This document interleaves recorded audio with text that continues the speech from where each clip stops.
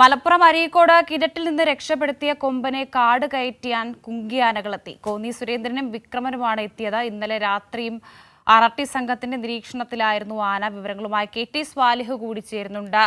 സ്വാലിഹ്, ഈ കൊമ്പനെ കാട് കയറ്റാനുള്ള കാര്യങ്ങളൊക്കെ എങ്ങനെയാണിപ്പോൾ?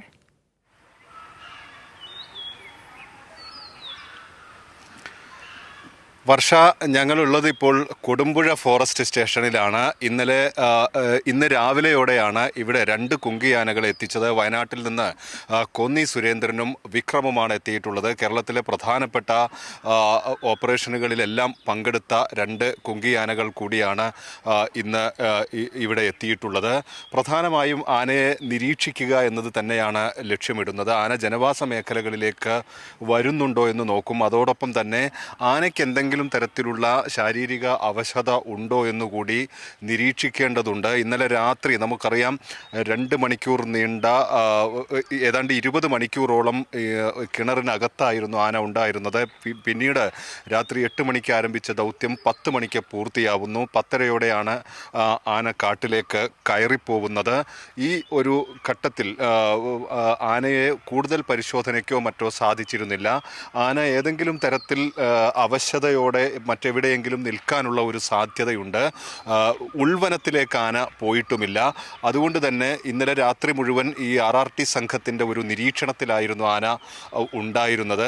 ജനങ്ങൾ, ഈ പ്രദേശവാസികൾ പ്രധാനമായി ആവശ്യപ്പെട്ടത് ആനയെ മറ്റൊരു വനത്തിലേക്ക് കൊണ്ടുപോവുക എന്നതായിരുന്നു. പക്ഷേ അതിന് പകരം ഇതിന് ഉൾവനത്തിലേക്ക് കുങ്കിയാനകളെ ഉപയോഗിച്ച് കാട് കയറ്റാമെന്ന് വനം വകുപ്പ് നിർദ്ദേശിച്ചിരുന്നു. അതനുസരിച്ചാണ് കുങ്കിയാനകളെ കൊണ്ടുവന്നിട്ടുള്ളത്.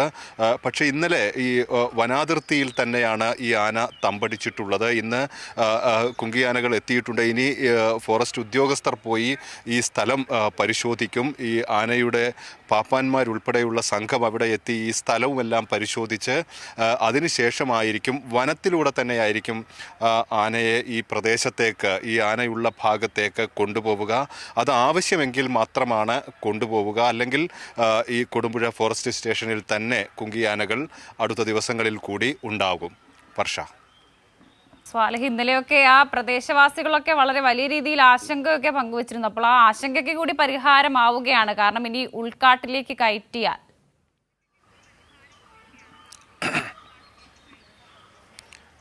തീർച്ചയായും ഉൾക്കാട്ടിലേക്ക് അതിന് കയറ്റേണ്ടതുണ്ട്. ഏതാണ്ട് 1 വർഷത്തോളമായി ആനയുടെ ശല്യം ഈ പ്രദേശത്ത് ഉണ്ടായിരുന്നു. ആളുകൾക്ക് വലിയ പരിചയമുള്ള, ആനയെ കണ്ടും കൃഷി നശിപ്പിച്ചുമൊക്കെ വളരെ പരിചയമുള്ള ഒരു ആന കൂടിയാണിത്. അതുകൊണ്ടാണ് ഇന്നലെ ഒരു പകൽ മുഴുവൻ വനമുദ്യോഗസ്ഥരുമായി നാട്ടുകാർ ചർച്ച നടത്തേണ്ട ഒരു സാഹചര്യം ഉണ്ടാവുന്നത്. അത്രമേൽ ആശങ്ക ആളുകൾക്കുണ്ടായിരുന്നു. ആളുകളുടെ ആവശ്യം ഇതിനെ മറ്റൊരു വനത്തിലേക്ക് കൊണ്ടുപോവുക, അതല്ലെങ്കിൽ ഇത് കുറച്ച് ദിവസം കഴിയുമ്പോൾ വീണ്ടും തിരിച്ച് ഇതേ സ്ഥലത്തേക്ക് തന്നെ എത്താനുള്ള ഒരു സാധ്യതയുണ്ട്. ഈ പ്രദേശമൊക്കെ പരിചയമുള്ളത് കൊണ്ട് ആന വീണ്ടും തിരിച്ചു വരാനുള്ള ഒരു സാധ്യതയുണ്ടെന്നാണ് നാട്ടുകാർ പറയുന്നത്. അത് തന്നെ ഇവിടെയുള്ള ഫോറസ്റ്റ് ഉദ്യോഗസ്ഥരും പറയുന്നുണ്ട്. അതനുസരിച്ചാണ്. പക്ഷെ മറ്റൊരു വനത്തിലേക്ക് കൊണ്ടുപോവുക എന്നത് നിലവിലത് പ്രായോഗികമല്ല. അതോടൊപ്പം തന്നെ മയക്കുവെടി വയ്ക്കുക എന്നത് അതിൻ്റെ ഒരു ശാരീരിക സ്ഥിതി കൂടി പരിഗണിച്ചിപ്പോൾ സാധ്യമല്ല എന്ന ഒരു നിഗമനത്തിൽ വനം വകുപ്പ് എത്തിച്ചേരുകയായിരുന്നു. അതനുസരിച്ചാണ് പിന്നീട് ഈ കുങ്കിയാനകളെ ഉപയോഗിച്ച് ഉൾക്കാട്ടിലേക്ക് തന്നെ കയറ്റാം എന്ന ഒരു പൊതു തീരുമാനത്തിലെത്തിയതും അത് സംബന്ധിച്ച നടപടികളിലേക്ക് കടക്കുകയും ചെയ്തത്. വർഷ.